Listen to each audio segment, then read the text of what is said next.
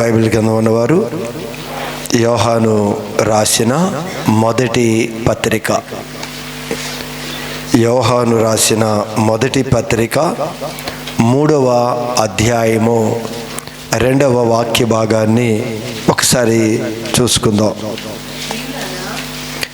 ప్రియులారా, ఇప్పుడు మనము దేవుని పిల్లలమై ఉన్నాము.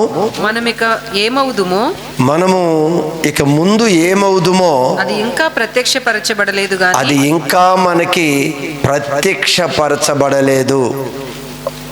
కానీ ఆయన ప్రత్యక్షమైనప్పుడు ఆయన ఉన్నట్లుగానే ఆయనను చూతుము కనుక ఆయనను మనం చూస్తాము కనుక ఆయనను పోలి ఉందుమని ఎరుగుదుము. ఆయనను పోలి ఉందుము అని అప్పుడు ఎరుగుదుము అని ఓ చక్కని విషయాన్ని ప్రభు మనతో మాట్లాడుతూ ఉన్నాడు. ఆయన ఈరోజు సంఘం అంతా కూడా సిద్ధపడవలసిన గడియలు ఇవన్నీ కూడా. ఈ అంత్య దినాలు మనకి తెలియచేసే సమాచారం ఏంటి అంటే, మనందరము కూడా ప్రభువు రేపు ప్రత్యక్షం అవబోతూ ఉన్నాడు, దాని కొరకు సంఘం సిద్ధపడాలి అనే వార్త పదే పదే మన ముందుకి పరిశుద్ధాత్మ దేవుడు ఎందుకు తీసుకొని వస్తున్నాడు అంటే, ఆయన రాకడ దినాలు అంత సమీపంగా ఉన్నాయి.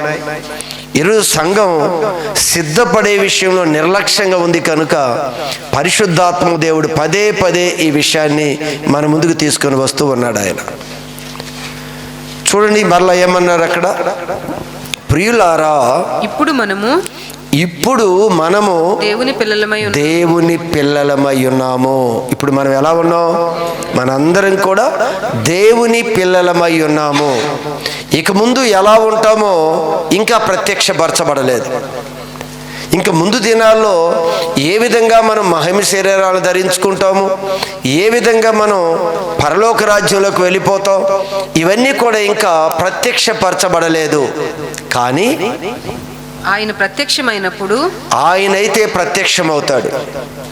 ప్రభు తప్పనిసరిగా వెళ్ళిన ప్రభు మరలా తిరిగి మన ముందు ప్రత్యక్షము కాబోతున్నాడు అనే వార్త మనకి చాలా ఆదరణ ఇస్తుంది, గొప్ప ధైర్యాన్ని ఇస్తుంది మనకు కూడా. ఆయన మరలా మన ముందు ప్రత్యక్షపరచబోతూ ఉన్నాడు. ఎవరి ముందు ప్రత్యక్షమవుతాడంట?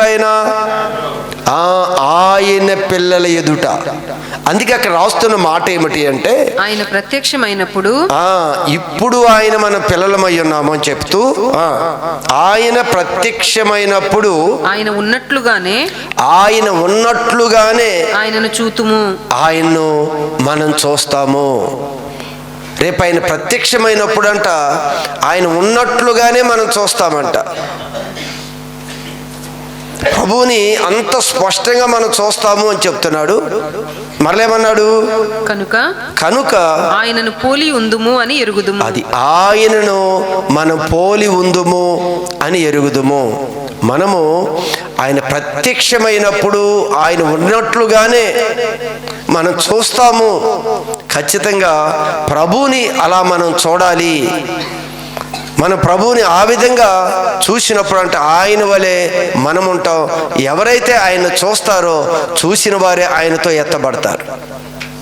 రేపు ఆయన ప్రత్యక్షమైనప్పుడు ఆయన లాగా మనమున్నాము అని ఎప్పుడైతే మనం చూస్తామో చూసిన వారే ఆయనతో కూడా కొనిపోబడతారు అని ఒక సత్యాన్ని ఇక్కడ తెలియజేస్తూ ఉన్నారు. కనుక ఆయన ప్రత్యక్షమయ్యే సమయానికి మనందరం కూడా ఒక సిద్ధపాటుతో ఉండాలి. అంటే ఆయన పోలికగా ఉండాలి. తండ్రి యొక్క పోలికలు మనలో సంపూర్ణంగా రావాలి ఆ దినానికి. ఆ దేవుడు పోలికలు ఉన్నప్పుడే ఆయన వచ్చినప్పుడు ఇదిగో ఆయన ఎలా చూస్తామంట? ఆయన ఉన్నట్లుగానే, ఆయనలాగా మనలాగా ఆయన ఉన్నట్లుగానే, ఇదిగో దేవుడిలాగా మనం ఉన్నట్లుగా మనం చూస్తాం ఆ రోజు. ఎవరైతే ఆయన చూడగలుగుతారో వారే ఎత్తబడతారు, కానీ చూడని వారు ఎత్తబడరు. ఎవరు చూస్తారు అంటే దేవుని పిల్లలు మాత్రమే ఆ రోజు దాన్ని చూడగలరు. కనుక ఈ సంఘానికి ప్రభు ఈ విషయాన్ని తెలియజేస్తున్నప్పుడు ఈ రాకడ గూర్చిన విషయాలు చాలా మనకు అవసరము. సిద్ధపాటు సంఘానికి చాలా అవసరం. ఈ అంత్య దినాల్లో కూడా ఈ రాకడ గురించిన ఒక నిరీక్షణ లేదా ఒక ఆలోచన లేకుండా సంఘాలలో కానీ చాలా రకరకాల పరిస్థితులు మారిపోతూ ఉంటాయి. అసలు ప్రాముఖ్యమైన దాన్ని మనం మరిచిపోయి ప్రాముఖ్యం లేని వాటి కొరకు సమయాన్ని హెచ్చించుకొని పాడైపోయే చివరి దినాలు ఇవన్నీ కూడా. ఈరోజు ప్రభు మనల్ని ప్రేమిస్తున్నాడు.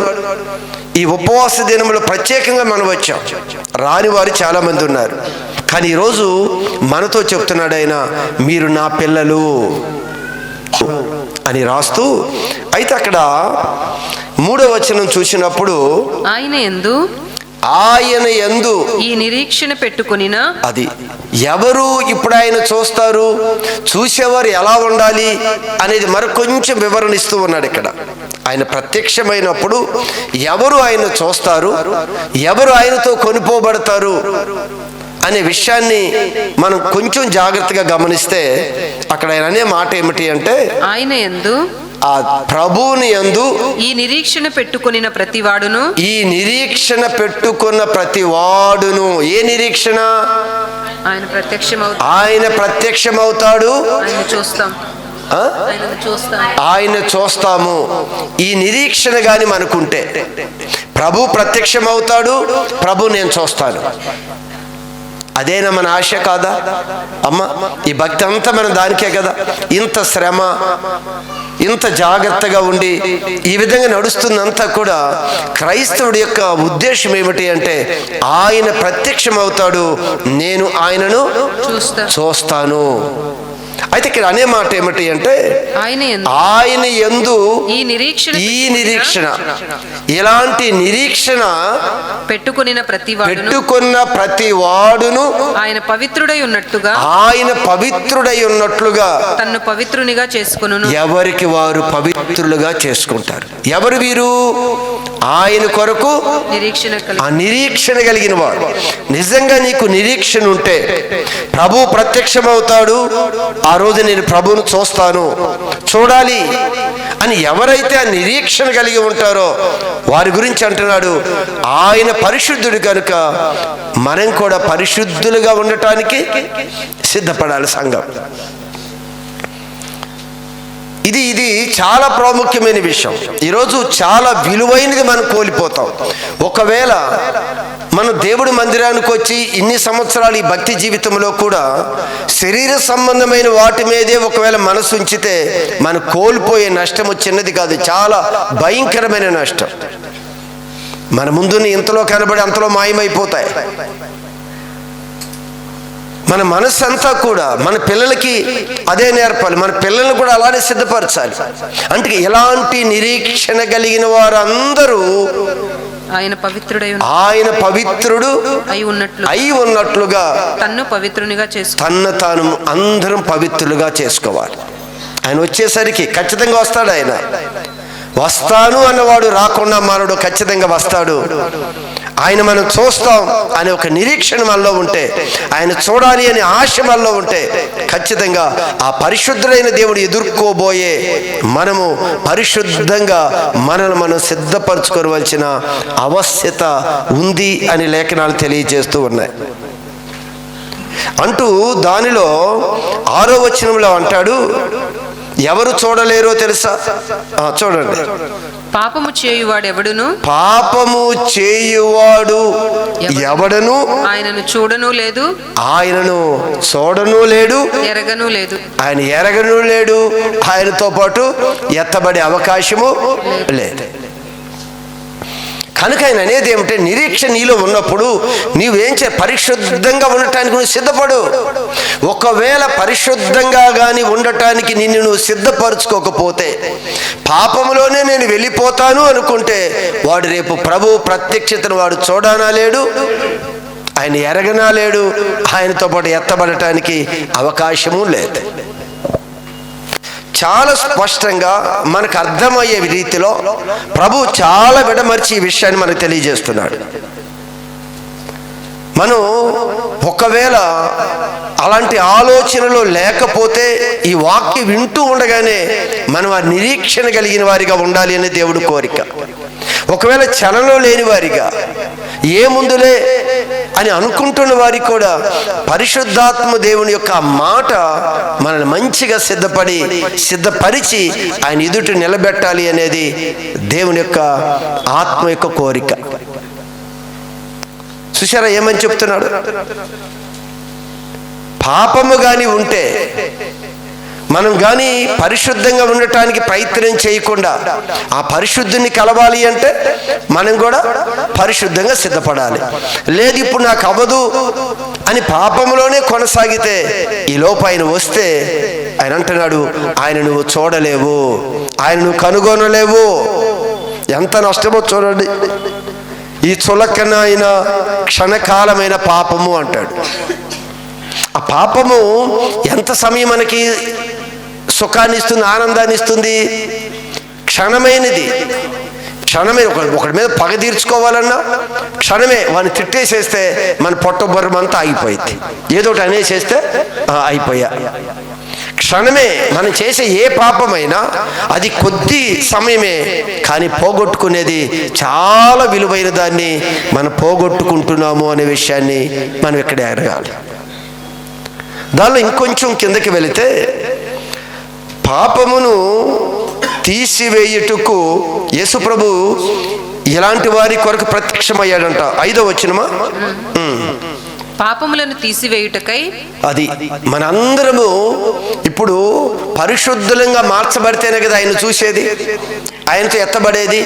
కనుక మనందరము ఆయన చూసి ఆయన ఉన్న స్థలంలోనికి మనందరం కొనిపోబడాలి అని యేసు ప్రభు యొక్క ప్రత్యక్షత గురించి ఇక్కడ మాట్లాడుతూ ఉన్నాడు. ఏమనంటారు?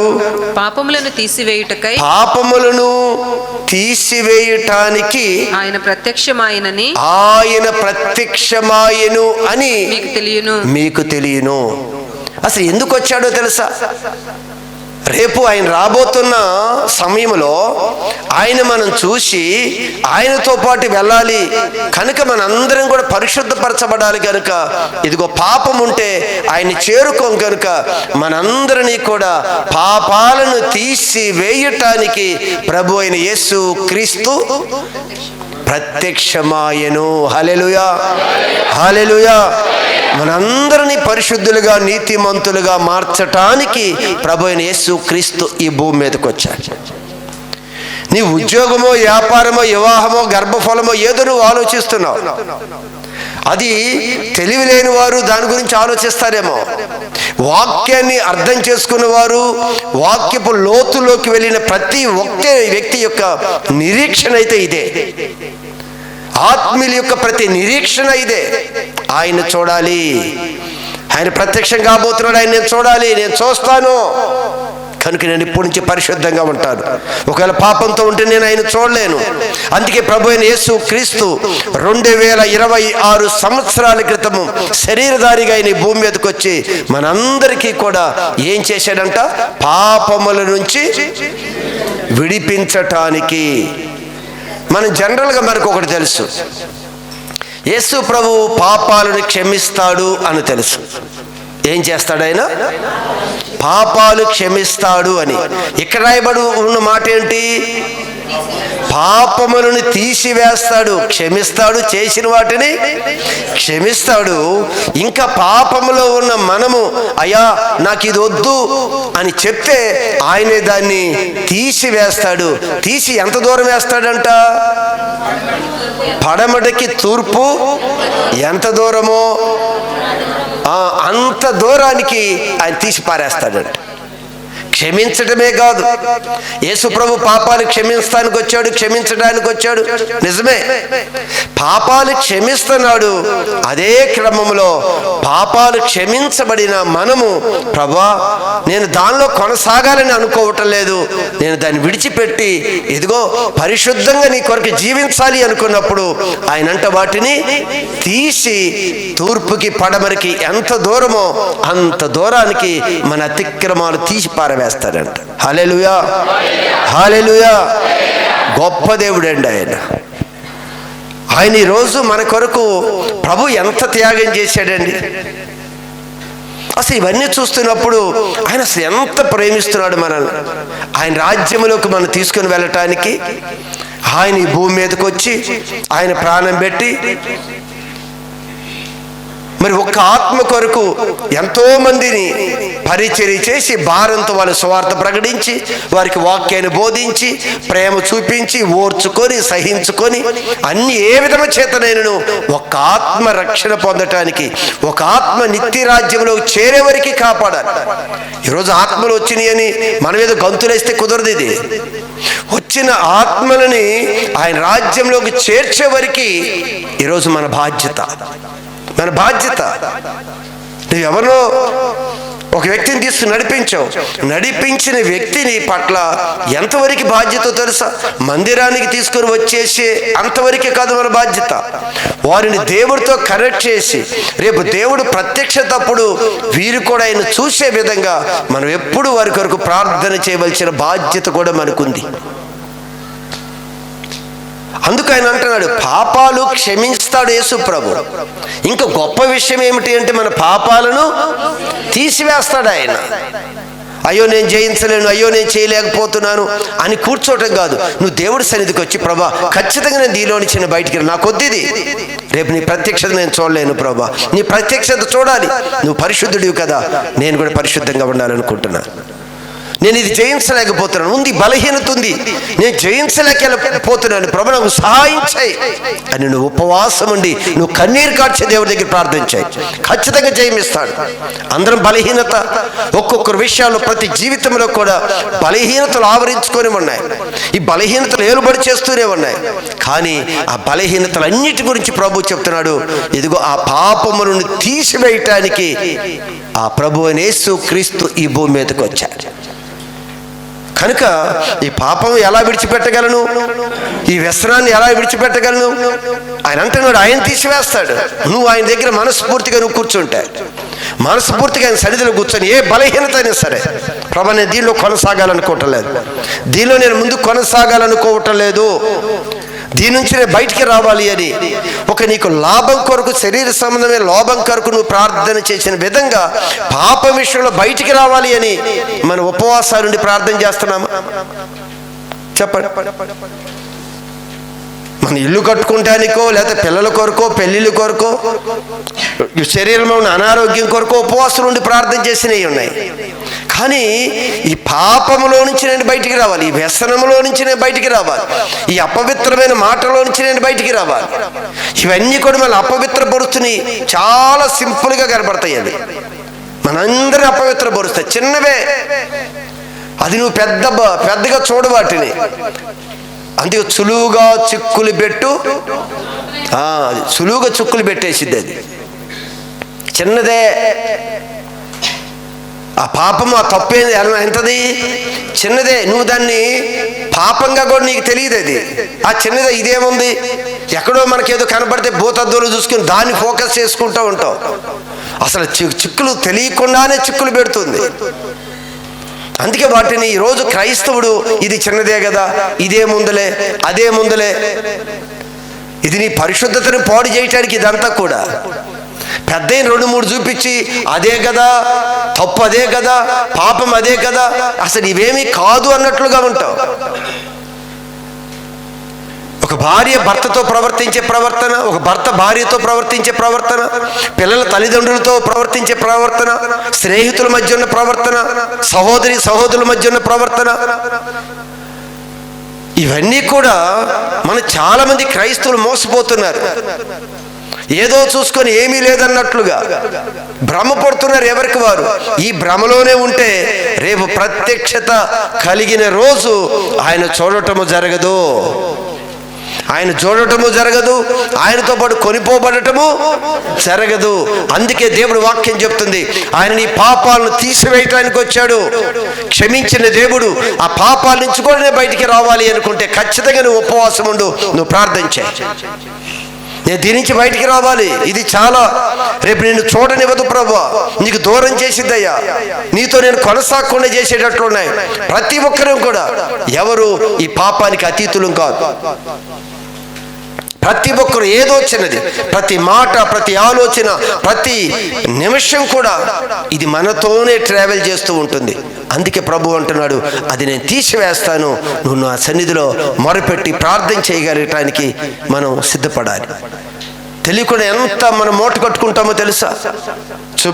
సింపుల్గా ఏదో మాట్లాడేసేస్తాం, సింపుల్గా దూషించేస్తాం, సింపుల్గా ఎగతాళి చేసేస్తాం.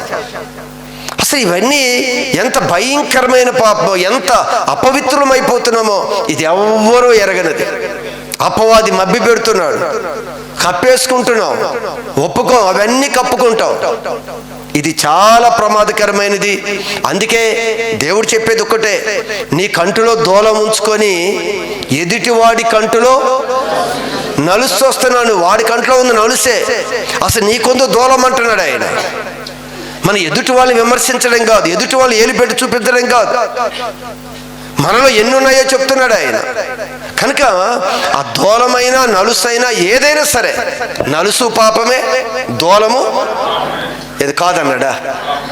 దూలము పాపమే, నలుసు పాపమే.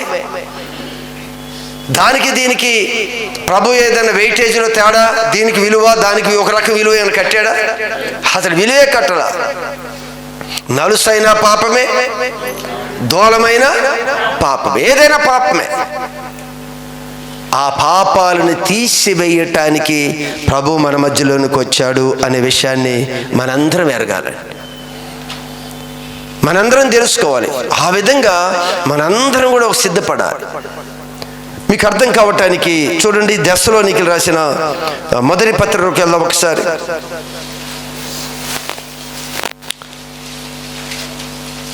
దెస్సలోనికీయులకు రాసిన మొదటి పత్రిక 1వ అధ్యాయము. ఇక్కడ ఈ సంఘం గురించి ఒక విషయం రాయబడి ఉంది. మన సంఘం గురించి మనం ఎలా ఉందో మనం చూసుకోవచ్చు. ఈ దెస్సలోనికీయుల సంఘము ఎలా ఉందో ఇక్కడ అన్ని జనులు సాక్ష్యం ఇస్తున్నారు. ఈ సంఘం గురించి, ఈ సంఘం గురించి అన్ని జనాంగం సాక్ష్యం ఇస్తున్నారు. ఈరోజు మన సంఘము, మన పరిచర్య అన్ని జనాంగాల మధ్యలోనే ఉందా లేదా? ఏమా, మనము అన్ని జనాంగాల మధ్యలోనే ఉన్నాం, మన పరిచర్య కూడా అన్ని జనాంగాల మధ్యలోనే ఉంది. ఇటు అటు ముందు వెనక అందరూ కూడా వారి మధ్యలోనే ఉంది సంఘం. అయితే ఆ దెస్సలోనికీయుల యొక్క సంఘము గురించి అన్ని జనాంగం ఒక సాక్ష్యం చెప్తుందంట. ఆ సాక్ష్యం ఏం చెప్తుందో ఒకసారి చూద్దాం. 1వ అధ్యాయము 10వ వాక్య భాగం.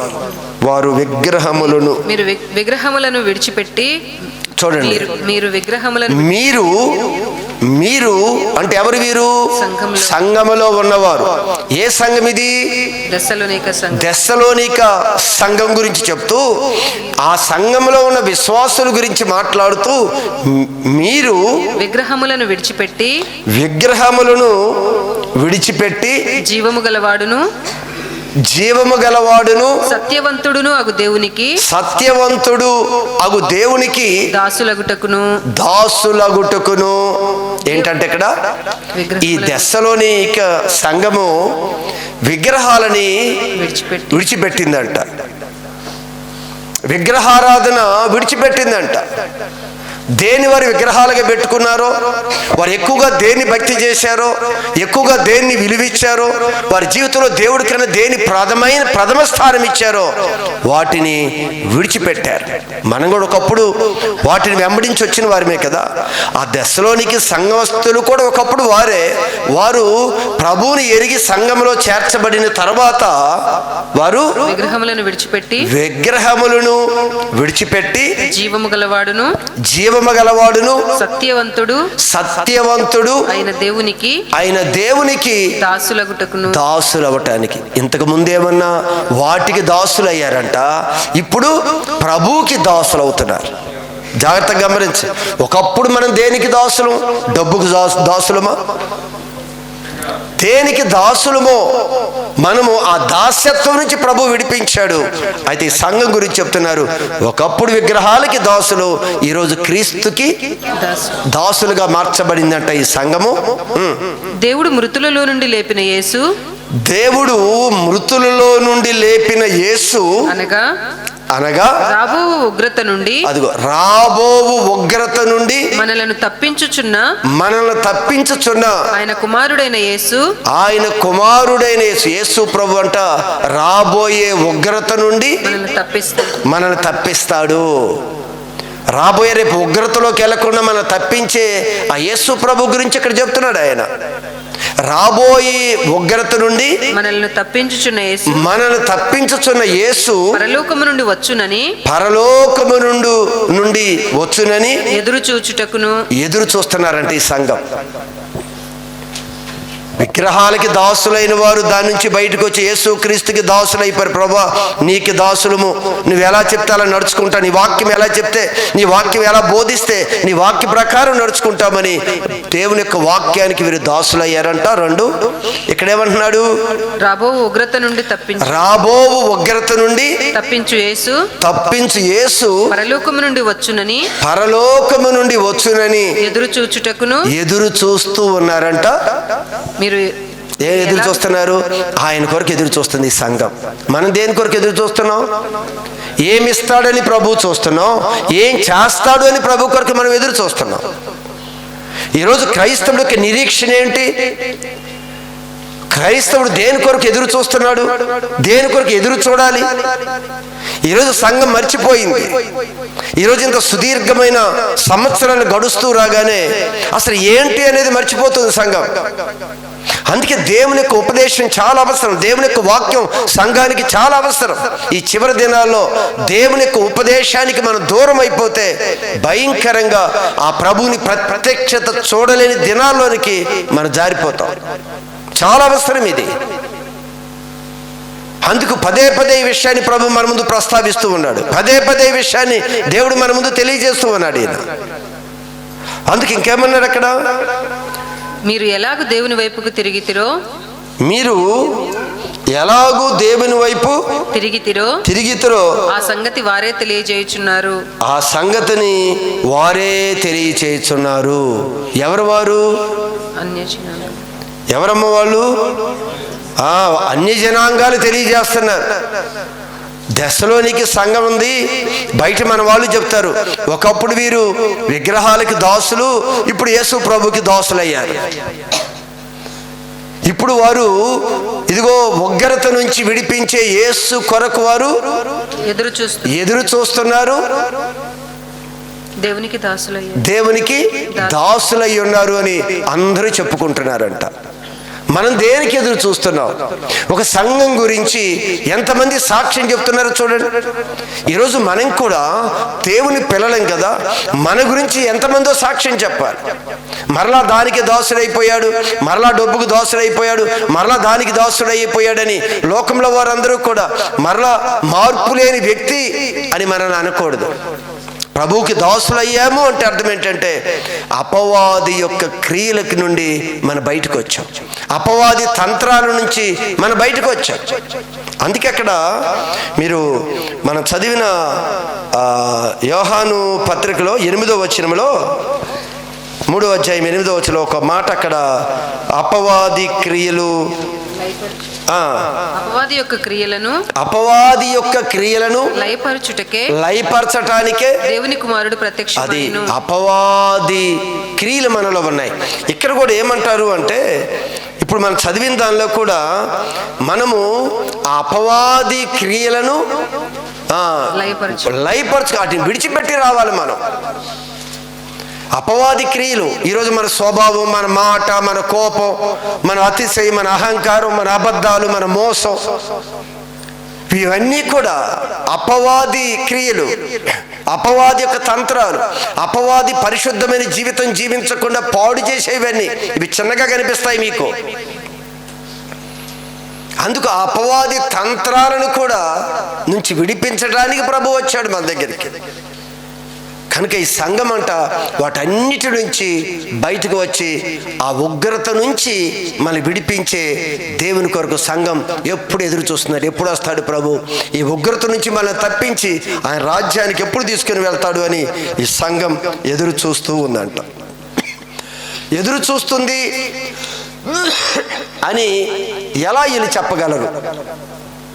ఈ సంఘం ఎదురు చూస్తుంది అంటున్నాం కదా, ఎదురు చూస్తుంది అనటానికి నిదర్శనం ఏంటి?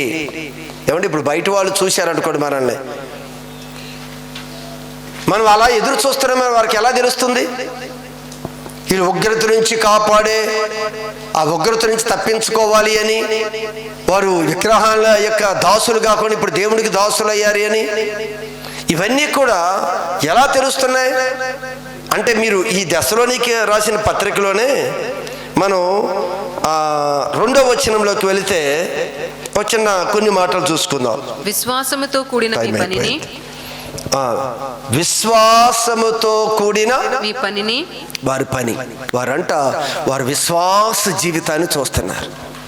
ప్రతి పనిని కూడా వారు విశ్వాసంతో చేస్తారు. అంటే అర్థం ఏంటి అంటే, ఏది చేసినా దేవుడు వాక్యం ఇలా చెప్తుంది, ఖచ్చితంగా దేవుడు చెప్పాడు, నేను ఇలా చేస్తాను, సందేహం లే. అలా ప్రతి పనిలో కూడా విశ్వాసంతో పని చేసుకుంటూ వెళ్ళిపోతారు. అవిశ్వాసం లేదు, మనకు బోల్డ్ సందేహాలు. ప్రభు ఎలా చెప్పాడా, అలా చేస్తే ఏమైంది, ఇలా చేస్తే ఏమొచ్చింది, అలా చేస్తే బాగుండు కదా. వారికి రెండో ఆలోచనలే. ఆయన ఏం చెప్పాడో ఆ వాక్యములో అబ్రహాము ఏం చేశాడు? నీ కుమారుని తీసుకొచ్చి నాకు బలివు, అంతే. విశ్వాసంతో ఏం చేశాడు? తీసుకొని వెళ్ళిపోయాడు, అంతే. అబ్రహాము రమ్మన్నప్పుడు కూడా దేవుడు రమ్మన్నాడు, బయలుదేరి వెళ్ళిపోయాడు. నోవాహు దగ్గర నోవాహు ఏమొస్తుంది? జలప్రలయం వస్తుంది, నువ్వు ఓడని సిద్ధపరచుకో. అసలు ఇది ఎంత విశ్వాసం అండి ఇది! జలప్రలయం వస్తుంది, నువ్వు ఓడని సిద్ధపరచుకో అని చెప్పాడు ప్రభు. ఇది అసలు నిరీక్షణకి ఆధారమే లేదు, వర్షమే లేదు అప్పటికి భూమి మీద. అసలు భూమి మీద వర్షమే పడలేదు. వర్షం అంటే ఏంటో తెలియదు, నీటి బిందువులు ఎలా వస్తాయి ఆకాశం నుంచి తెలియదు, ఏమీ తెలియదు. కానీ దేవుడు చెప్తున్నాడు, జల ప్రళయమే వస్తుంది, ఆకాశపు తూములు విప్పబడతాయి. అసలు ఇదంతా చెప్తే అసలు నమ్మటానికి ఏమన్నా అవకాశాలు ఉన్నాయా? కానీ విశ్వాసంతో ఆ మాట నమ్మాడు. ఈరోజు ఈ దశలోనిక సంఘం ప్రభు కొరకు ఉగ్రతలో నుంచి విడిపించే ప్రభు కొరకు ఎదురు చూస్తున్నారు. విగ్రహాలని అనుసరించిన దాసులైన వీరు ఈరోజు దేవునికి దాసులయ్యారు అని చెప్పటానికి సూచన చెప్తుంది. వారంట విశ్వాసముతో కూడిన పని, అది ప్రతి పనిని విశ్వాసంతో చేశారు. ఓడ నిర్మాణం చేసుకుంటున్నాడు, అందరు ఎగతాళి చదివిపించాడు. ఇదేంటి వాడు జలప్రలయం వచ్చింది అని చెప్తున్నాడు. ఎలా చూస్తారు? ఎప్పుడు వర్షమే చూడాలి అంటే. కానీ విశ్వాసాన్ని విడిచిపెట్టకుండా దేవుడి మాటను అనుసరించాడు. ఈ సంఘం కూడా అంత విశ్వాసంలో ముందుకు వెళ్ళే సంఘం అంట. ప్రేమతో కూడిన మీ ప్రయాసమును, అది ప్రతి ప్రయాస ప్రేమతో కూడిన వారి ప్రయాస. వాళ్ళ ప్రయాస, సంఘం ప్రయాస ఏంటంటే ప్రేమ. ఎక్కడ కూడా ప్రేమని దూరం చేసుకోకుండా ప్రేమను పెంపొందించుకుంటానికి, ఆ ప్రేమని నలుగురికి పంచే విషయంలో సంఘం యొక్క ఒక ప్రాముఖ్యత గురించి తెలియజేస్తూ ఉన్నాడు. అందుకే ఆ మాట అంటున్నాడు, ప్రేమతో కూడిన ఎవరేమన్నా ఎవరు దూషించినా ప్రేమతోనే తన పనిని చేసుకుంటూ వెళ్ళిపోవాలి. ఈరోజు నిందలు వస్తాయి, అవమానాలు వస్తాయి. అలాని ప్రేమ మనలోంచి ప్రేమ కట్ చేయనివ్వకూడదు, ప్రేమను విడిచిపెట్టకూడదు. ప్రేమ కలిగి ఉండుటకు ప్రయాసపడండి అని చెప్పాడు.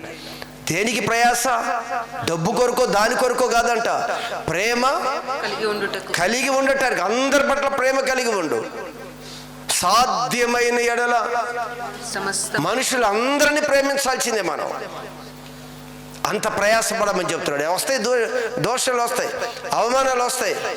అపవాది ఏం చేస్తాడంటే ఆ ప్రేమలోంచి వేరు చేయటానికి రకరకాల తంత్రాలు వాడతాడు. ఎన్ని రకాలుగా ఎవరేమన్నా సరే మన ప్రేమలోంచి మనం బయటికి వెళ్ళే పని లేదు. మనం ఏ పరిస్థితిలో ఇది చాలా ప్రాముఖ్యమైనదండి సంఘానికి. ఆ సంఘంలో ఉన్న క్వాలిటీ ఏంటంటే, ఒకటి విశ్వాసముతో కూడిన పని, ప్రతి పనిని విశ్వాసంతోనే చేసేవారు. రెండవది ప్రేమతో కూడిన ప్రయాస. మూడవది మన ప్రభు అయిన యేసుక్రీస్తునందలి నిరీక్షణతో కూడిన ఓర్పు. ఎన్ని దెబ్బలు పడ్డా, ఎన్ని అవమానాలు పడ్డా, ఎన్ని పడ్డా నిరీక్షణతో ఓర్పుతో ప్రభు కొరకు ఎదురు చూసుకుంటూ వెళ్ళిపోవాలి.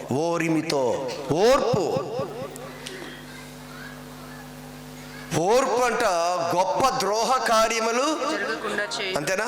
ఓర్పు గొప్ప ద్రోహ కార్యములు జరగకుండా చేయును. ఓర్పు లేకపోతే యుద్ధం జరిగింది. ఓర్పు గొప్ప ద్రోహం, చెడ్డ కార్యాలు జరగకుండా ఉండాలి అంటే ఓర్చుకుంటేనే. ఓర్పు లేదా మొత్తం యుద్ధ వాతావరణమే. సంఘములో కూడా ఇదిగో ఈ క్వాలిటీస్ ఉండడం బట్టి వాళ్ళు అంటున్నారు, ఈ దెస్సలోనికల సంఘం అదిగో ప్రభు కొరకు ఎదురు చూస్తుంది. సంఘం వాళ్ళు విశ్వాసంతో నడుస్తున్నారు, ప్రేమతో నడుస్తున్నారు, వారు ఓర్పుతో నడుస్తున్నారు. సంఘంలో విశ్వాసులకి ఈ గుణాలు, ఈ క్వాలిటీస్ ఉన్నాయి. ఈరోజు మన గురించి కూడా అలానే చెప్పాలి. మనం కూడా ఓర్పు గురించి చెప్పాలి 10 మంది మన గురించి, ప్రేమ గురించి 10 మంది మన గురించి చెప్పాలి, సంఘంలో ప్రతి వ్యక్తి గురించి చెప్పాలి. ఈరోజు మనం ఎలా ఉంటున్నాం? మన కుటుంబాలు చూడండి, క్రైస్తవ కుటుంబాల్లో భార్యాభర్తల మధ్య ఎలా ఉంటుంది? అసలు ఎంత అపవిత్రులంగా మారిపోతున్నామో తెలుసా? చిన్న మాటని, కాని మాటని చులకనగా మాట్లాడి చివరికి మన జీవితంలో ఆయన ఎదుర్కోలేం. శరీరంలో ఉన్న ఆరోగ్యం కాస్త కూడా క్షీణించిపోయింది. ఈ పాపం ఏం చేస్తుందో తెలుసా? ఈ ద్వేషం ఏందో చేస్తుందో తెలుసా? ఏదో ఒకవేళ ప్రభువుని చూడము అంతే కదా అనుకుంటున్నావేమో. ప్రభువుని చూడము, ఇక్కడ మన శరీరంలో ఆరోగ్యం కాస్త పోయింది, పూర్తిగా పోయింది, ఏముండదో, చాలా నష్టం. కనుక ఆ సంఘం ఎలా ఉందో ఈరోజు జీవము కలిగిన దేవుని సంఘం గురించి ఒక సాక్ష్యం చెప్పాలి. ఇది సంఘంలో ఎలా ఉండాలో తెలుసా? వీరు ఎలా ఉండాలి? విశ్వాసంతో కూడిన పని చేయాలి. ప్రతిదీ విశ్వాసంతో చేయి. ప్రభు వాక్యం ఏం చెప్తుందో, ఏ పరిస్థితులు వచ్చినా సరే ప్రభు అప్పగించిన పనిని విశ్వాసంతో నువ్వు ముందు కొనసాగించు. రెండవది ప్రేమతో నువ్వు ప్రయాసపడు. నీ ప్రయాస ప్రతిదీ కూడా ప్రేమతోనే నువ్వు ప్రయాసపడి నువ్వు దాన్ని అధిగమించాలి. మూడవది నిరీక్షణతో కూడిన ఓర్పు. అది నిరీక్షణతో కూడిన ఓర్పు. ఈ క్వాలిటీస్ సంఘములో మనందరికీ మన ప్రభు వాటిల్లో మనందరం కూడా నిలబడే విధంగా దేవుడు మనందరికీ శక్తిని ప్రసాదించునుగాక. మనందరూ రేపు ప్రభు రాకడలో ఆయన చూసే ధన్యత దేవుడు మనందరికి అనుగ్రహించునుగాక. మనందరినీ ఒక పరిశుద్ధ జనాంగంగా